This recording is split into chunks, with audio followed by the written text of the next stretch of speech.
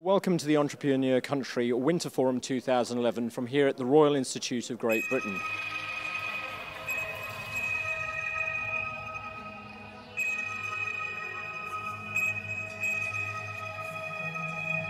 We have a fantastic lineup for today's event, panellists, speakers and entrepreneur pitches that will blow your mind.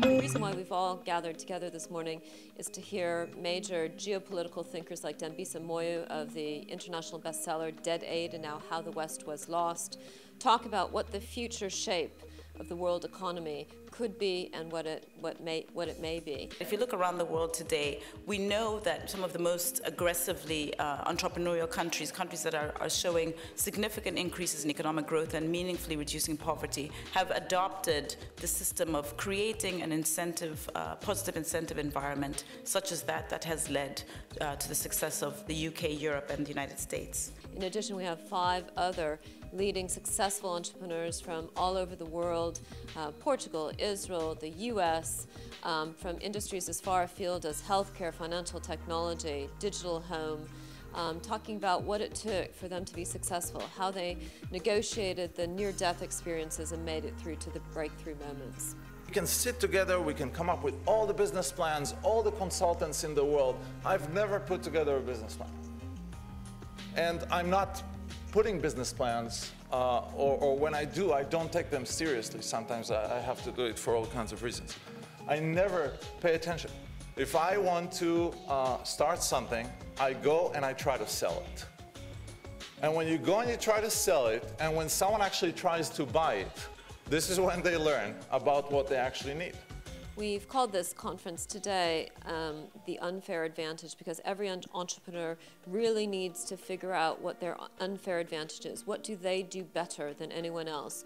What is in their vision which they're able to execute, which gives them an unbeatable advantage? I think generally as Europeans we sort of suck as entrepreneurs, not in the idea making, but in our execution.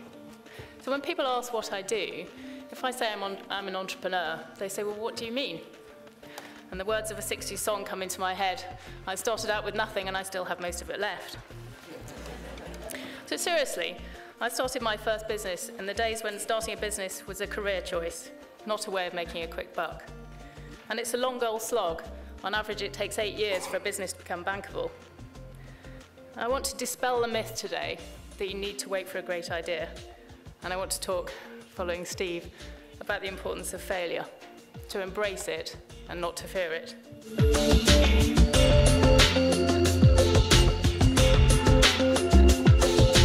I came here because I'm an entrepreneur. We're in very early stages. We have a product and a business plan and we're looking for funding. So we're exactly the kind of people that would benefit from the advice and the conversations that took place here today. But what are the key issues an investor's looking for when going into a new investment? One of the great things about this side of the table is that it admits a lot of styles. So maybe the first piece of advice is to actually know the investor you're pitching to as to what hits their hot buttons. So in regards to what investors want to see, I think a lot of it is an entrepreneur who understands what they want to do, understands the sector that they're in, and actually understands what it means by taking on investor money. I have to say this, I think this is probably one of the better networking events I've been to, and I've been very agreeably impressed by the quality of the conversations I've had, and I've met some really interesting people today.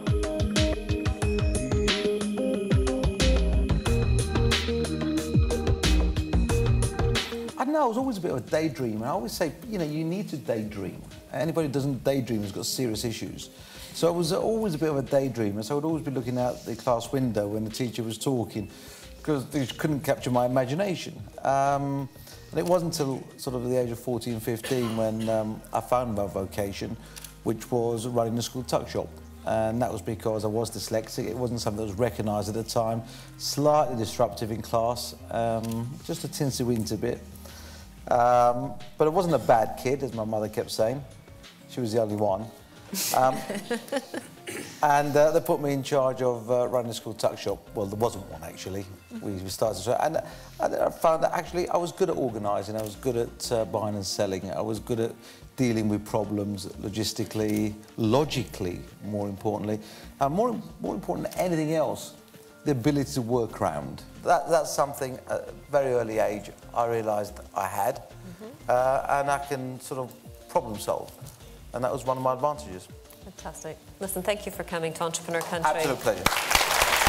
If you're just setting out on a very dangerous mission to be another Me Too venture, it's going to be very difficult. But if you have an unfair advantage in the market, that can be the thing that carries you through when it gets really difficult. Well, we've just brought to a close today's Entrepreneur Country Winter Forum 2011, where we've heard from some of the most dynamic speakers and thinkers of our era. What we've had today is a community of 460 of the UK's most engaged and energised entrepreneurs joining us for a community event that involved networking, speeches, debates and discussions.